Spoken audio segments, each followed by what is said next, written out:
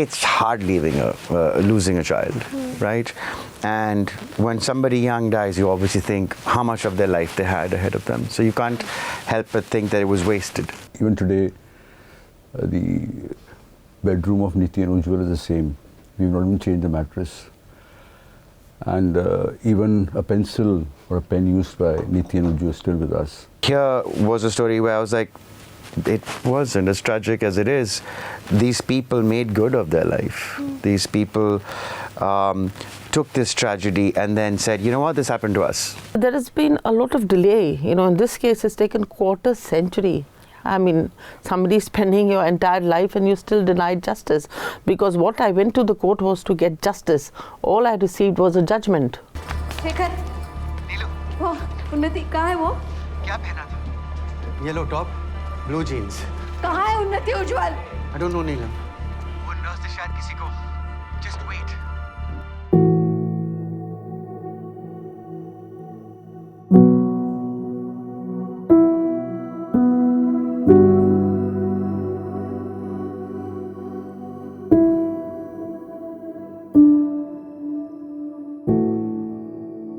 I watched about 3.5 episodes right now, and I thought it was a very heartbreaking and a very tough watch. I want to understand from Abhay and Rajshri first, which were some of the toughest moments for you to shoot? You know, it's funny. This is my first interview now, sitting with them. And the strange thing is, I mean, I of course have an answer for you, but it's hard to say what was tough sitting next to them because there's nothing compared to what they've been through. And that was also a very big thing that played in my head, is someone actually went through this. In that sense, the creativity sort of flowed. I didn't have to put it on because, you know, we have the ability to empathize and feel other people's pain.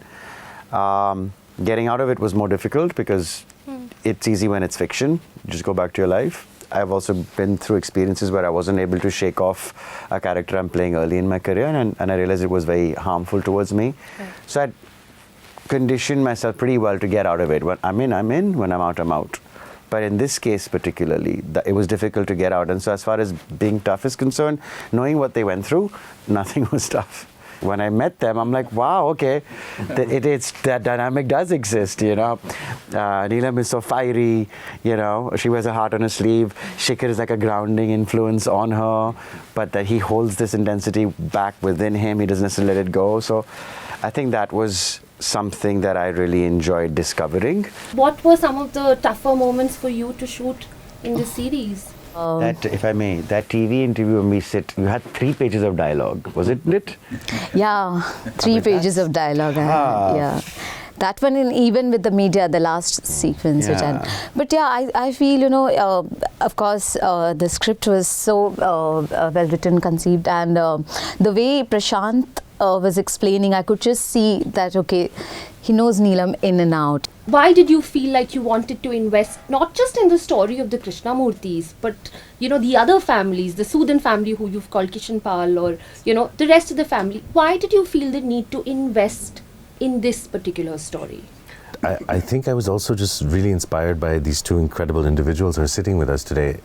After suffering such a devastating loss, to find within them the resilience and the fortitude to go out there and fight, and not, you know, knowing that it could take forever, and to show up every day, and in doing so having to confront their loss and their grief and to revisit it time and time again, this unimaginable loss, and just to refuse to back down in the face of a system that's almost designed to make you kind of lose faith when you're opposite, you know, powerful people. I've already asked you this, but I want to understand now that, you know, the team is also here. People who've played you are also sitting here. What did you think of the series? How difficult was it to watch it? And just sort of reliving that thing again, just how was that for you, just watching it again? It wasn't easy. I mean, I had this with me almost for about 10-15 days, and we actually decided not to see it. Then we said, okay, let's see it. So we put it on the first time. We saw 10 minutes and we put it on. Just stopped because, you know, the moment they show that they get the news and they rush to the hospital, I mean, that scene, I mean, it was, I revisited, I experienced deja vu actually.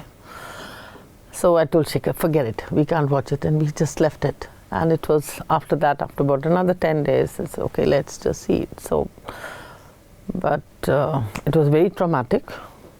Like I just told you, it was deja vu. All there's some scenes I couldn't see, I had to close my eyes, and of course I broke down, we broke down.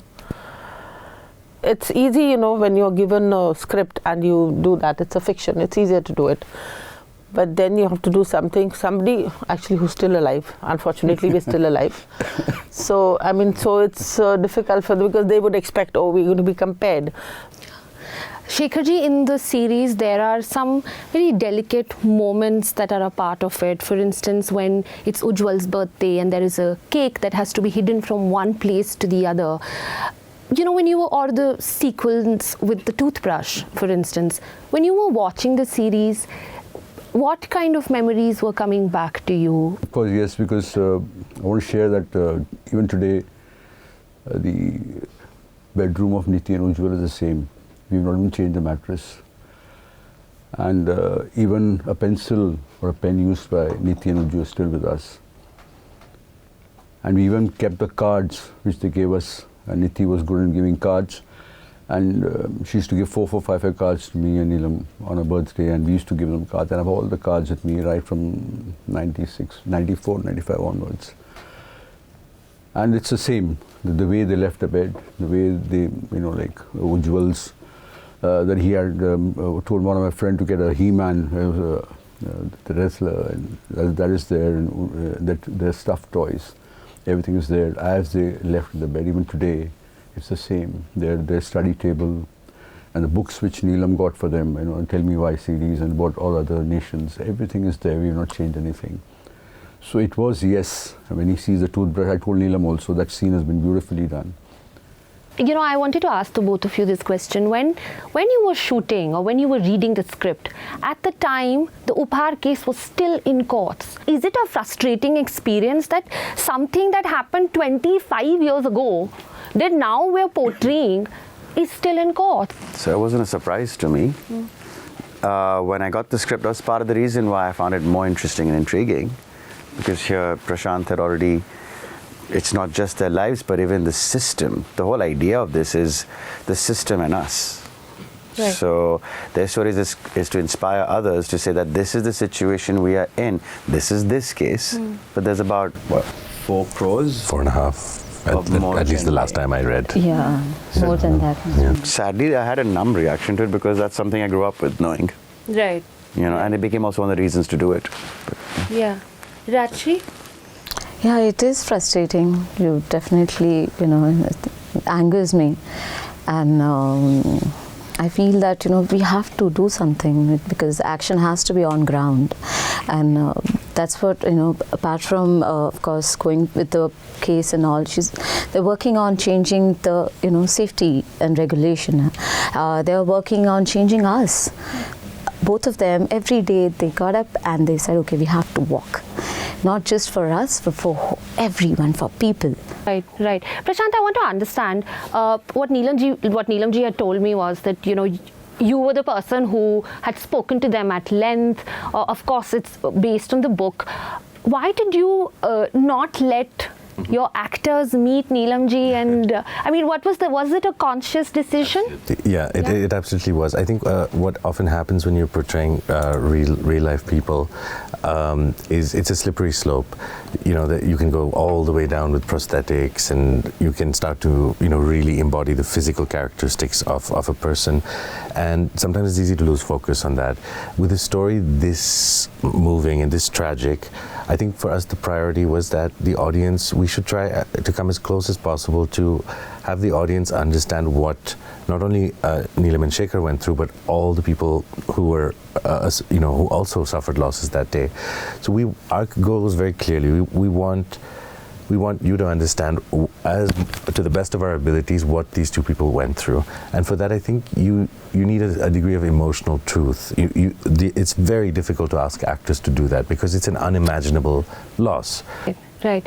So, you know, when I was watching the series, the feeling that I got from the 3.5 episodes was, it's about the power and the strength of people when they come together, how an ordinary citizen can sort of fight a larger system or a larger entity. From the two of you, I want to know that, what do you think is the aim and the purpose of this series? What is the message that is going to go out to the larger public? First and the foremost, I would like to talk about fire safety, because fire safety is very close to my heart, and I've been advocating for fire safety all these years. So I think looking at the younger generation, I think because they started demanding their rights, and one of the right is right to safety. So I think these children are going to go and ensure that the public spaces are fire safe, which isn't very difficult to see. Just go and see if the fire extinguishers, what is the date, has it expired, and see if the exit signs are glowing. If the PA system is working, you can always ask them, it's your right. So that's one. Number two, I think it speaks a lot about a legal criminal justice system, because there has been a lot of delay. In this case, it's taken quarter century. I mean, somebody spending your entire life and you still denied justice. Because what I went to the court was to get justice. All I received was a judgment. And the judgment doesn't solve its purpose, because they have not been sent behind bars just because they have deep pockets. And so it's very frustrating to be in such a country.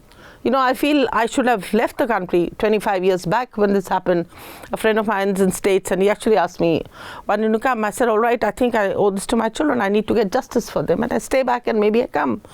I didn't know it's going to take my lifetime. आइए, ये देखिए.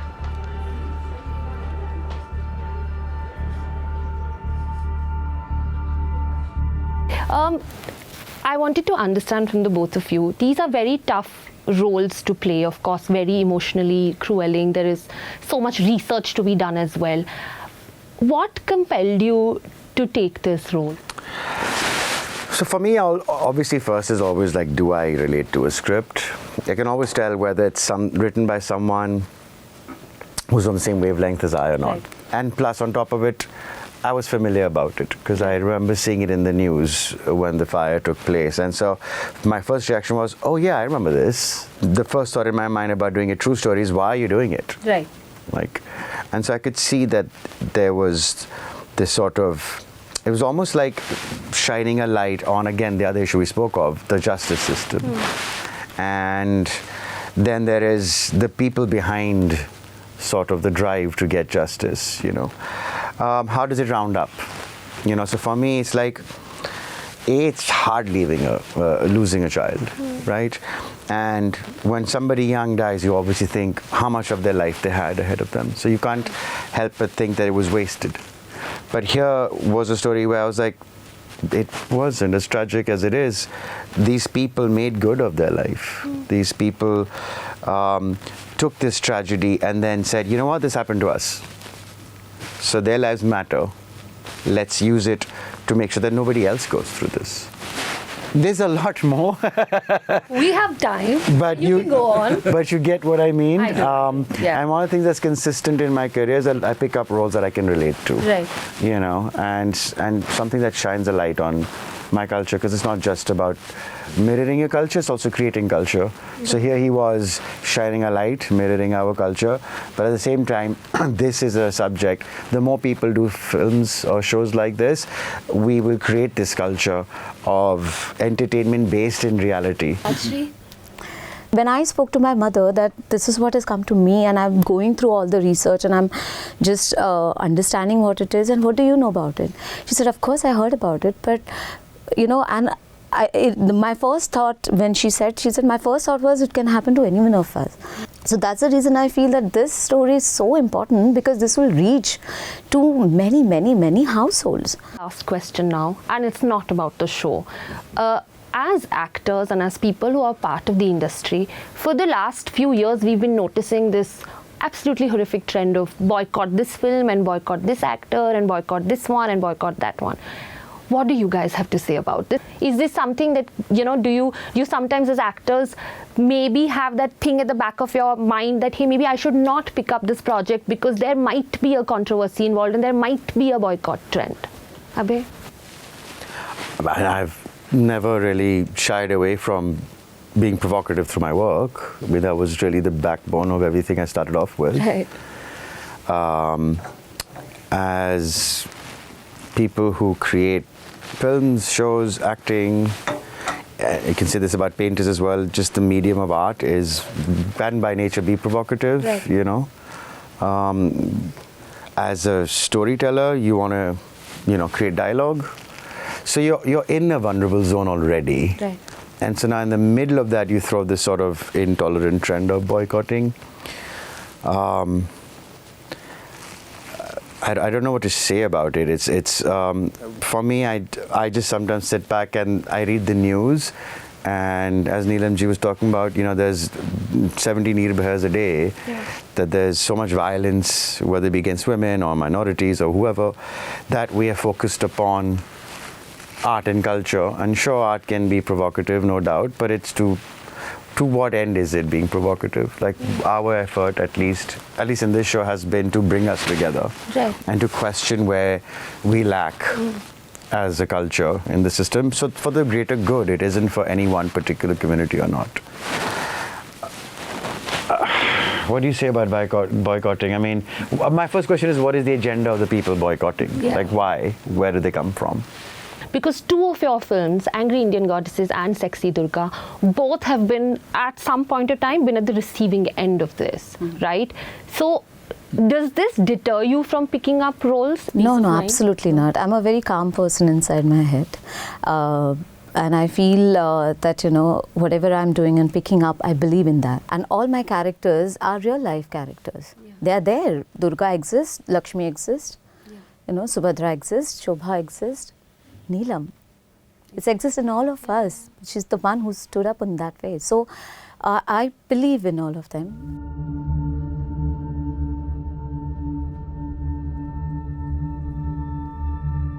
Thank you so much. Thank you, all of you. This was such an interesting conversation. Thank you for taking time out for this. And Trial by Fire, Netflix, please, everybody must watch. I hope it does extremely well.